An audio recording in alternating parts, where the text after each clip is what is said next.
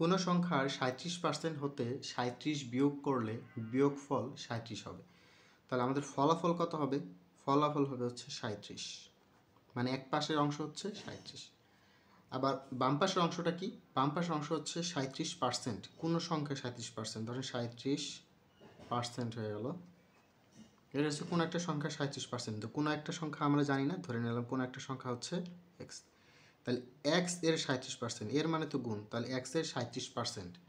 এটা থেকে আমরা যদি 37 বিয়োগ করে দিই তাহলে আমাদের বিয়োগফল কত হবে? 37।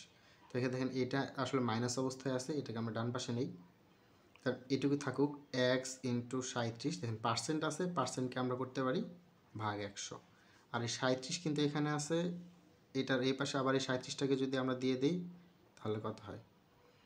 এখন আমরা দেখেন এখানে যদি করি তাহলে 7 7 14, 1 3 3 6 আর 1 হচ্ছে 7। তাহলে এটা হচ্ছে এখানে। এখন ধরেন এক্স ইন্টু 37, আর এর নিচে ছিল 100, 100কে আমরা যদি ডান পাশে দিয়ে দিই তাহলে 100 এইভাবে ডান পাশে চলে গেল।